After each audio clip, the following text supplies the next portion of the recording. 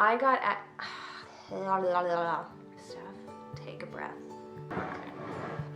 Questions. I'm trying to think. All right, are we ready? Let's do this. Hello, fellow humans and fellow mushrooms. We are inclusive here at this channel. Welcome to the Nerdy Fox. I'm Steph, and if you're new, welcome to my channel, and if you're returning, welcome back. Today, we are doing another tag video. I feel like this might be a bit of a short one, but it's definitely thinker questions, so it might take me longer to answer, but of course I'm gonna edit all that stuff out anyway, so. The tag's name is in the title of this video, but it is the Hindsight is 2020 tag. I was tagged by Ariel from Reading and Whatnot. I will go ahead and link her channel below. I will also link the original creator's tag video down below. Her name is Erin Go Read. So yeah, check out her channel as well. Question number 1, what were you like as an early and learning reader? See, this is what I mean. I really have to think about it. I enjoyed reading a lot as a kid. My first introduction to reading was, my mother would read stories at the end of, right before bed. We had like a bookcase of all these stories and she would let us pick one and then she would read it right before bed. I enjoyed that. I have very fond memories of that. And in school, I picked up on reading quite easily, and I did enjoy storytelling. I do remember certain stories, really reaching me, and obviously the pictures were just a lot of fun. I guess I could say, and I'm talking early, grade 1, grade 2, if I was told to read something, I would read it. So yeah, I picked up on reading pretty quickly. I didn't have issues with it, and I didn't not like it. I wouldn't say that I'm like, oh, I love reading. I did enjoy stories, but yeah, I hope that explains it. I feel like I'm all over the place today. Question number 2, what book or book series really got you excited about reading as a kid? This is bringing me back to my very first video, which is the newbie booktuber, it was The House on Cherry Street by, insert author's name right here. It was a trilogy for young kids. I'm pretty sure it was lower than middle grade. I really gotta find those books and read them again. Maybe I'll get them on Kindle or something if it's available. But yeah, this story, it was a horror story about a haunted house. I love stories about haunted houses. Oh my gosh, I remember once again, I'm going to be repeating a lot from my booktuber newbie tag. I'm going to go ahead and link it below, but maybe I should read them and do a review on them. Just, yeah, I think I'm going to do that. But anyway, these books, it was the first book that ever made me feel like I was in the story, that I was there and I was feeling everything that all of the, is there something on my face? Oh, it's a reflection. It's a reflection. Yeah, it was the first one that I felt emotionally invested in the story, that I was there with the main characters and I couldn't stop reading. It was the second book I read in an entire day. I remember outside in my backyard from start to finish. The second book out of the trilogy. That was my first binge. I didn't pick up another series or book like that for a very long time after that, now that I'm thinking about it. Question number 3, has there been a person in your life, real or fictional, who inspired you to be a reader? Okay, so this isn't necessarily specifically on books, but I am going to talk about storytelling, and it wasn't necessarily, so a little bit into my childhood, my dad owned a video store when I was growing up.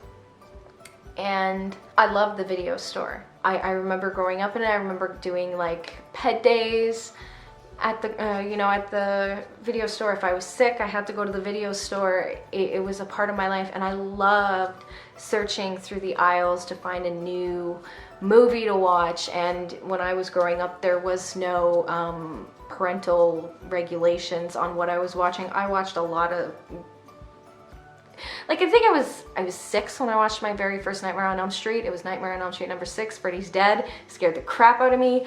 I watched Child's Play when I was way too young. My dad was also a really big reader. I guess it's my dad. It's really my dad. He not necessarily got me into reading specifically, but he got me into the enjoyment of storytelling, however that was done. I did read a lot, and my dad read a lot, and he used to bring us to the library, videos, like I said, radio, books on tape. I got a lot as a kid too. Yeah, so I don't want to say necessarily reading specifically, but my father very much was the one that introduced me and got me inspired of the joy of storytelling. Question number 4. At what point did you begin to identify as a reader? It's funny, I've been thinking about it, like, when did I read so much? So I read quite a bit when I was a young kid. I read, like the Babysitters Club, Babysitter's Little Sister, those types of books, and they were fun, but never, in your face. And then, I was still living at home, and I was probably 17, 18, or 19, around that age. I got heavily into the Shopaholic series by Sophie Kinsella, and I was obsessed. I loved it. I was buying every single book, one right after the other, and I remember talking to my mother about them, and I would lend them to my mother to read, and I loved those stories, and I got really into it. Then, fast forward a few years, I moved to the city. I lived on the South Shore growing up, which is not in the city. And then I moved to the city when I was 20. And a few years after that, I discovered I had a used bookstore across the street from me. And that's where I discovered Mary Ann Keyes and a couple of other, rom-com contemporary writers, in the 2000s.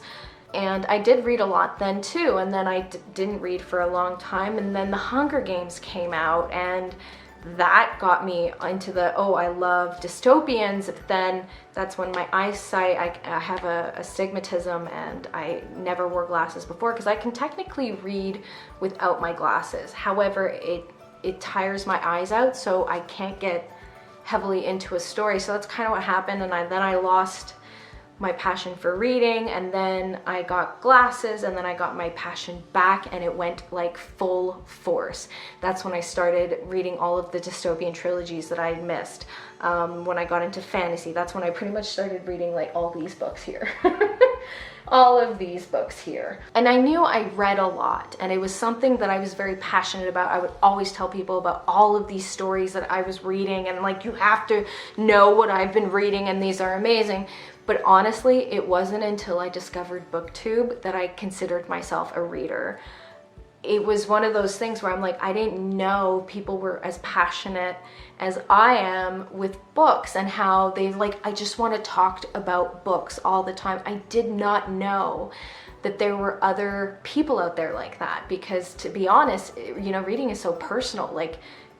When you're reading alone, and you're not, unless you're in a reading buddy thing, but I never had that. So it was one of those, it was my quiet personal hobby that I had. And when I discovered BookTube, which was probably a couple years ago, I was oh my gosh, these people are my people, and I love this community. And it was this community that made me discover that my passion for books was actually a thing outside of myself. Question number 5. How has being a reader shaped your life and your worldview? So, this is a big one.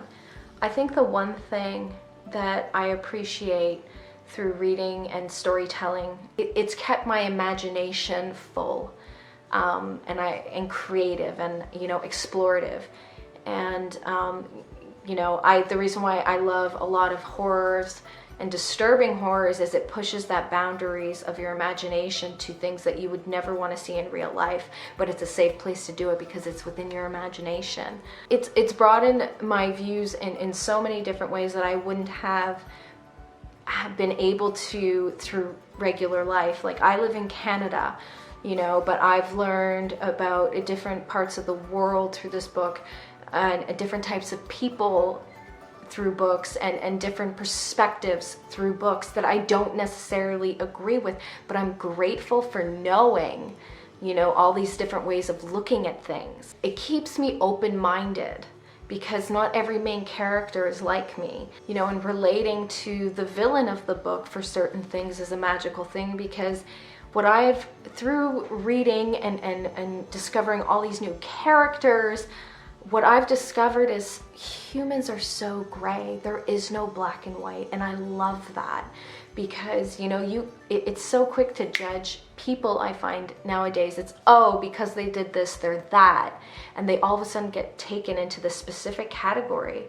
But you know, if you look deeper, there's reasons for what they do and why they're doing it that way. Not to say that what they're doing is okay, but it's to look deeper into the situation and looking deeper into the person, not just quick judgment because you did this, you are now this. Reading makes you look deeper into each person, and I've definitely taken that into, you know, real life, because, you know, actions are one thing, but who they are can be a completely different thing. The biggest thing that I've gotten out of reading is there's so much more than what the surface thing you're seeing is. Question number 6 is tag someone whose reading history you want to learn more about. You know, I've tagged her a million times, so I'm gonna do it again. Manda May, I would love to know your reading history, because I know a lot about your beautiful books that you purchased, but I would love to find out how you got there. Hope you enjoyed this video, and if you did, please give it a thumbs up, and if you really like my face, go ahead and hit the subscribe button. To my loyal followers, you will notice that I post on Tuesdays and Fridays, and then there is a book review every Sunday. Also, hit me in the comments. If I don't know your reading history, let me know about it in the comments, and also let me know what you're reading right now. Thanks for watching, and I'll see you next time. Bye.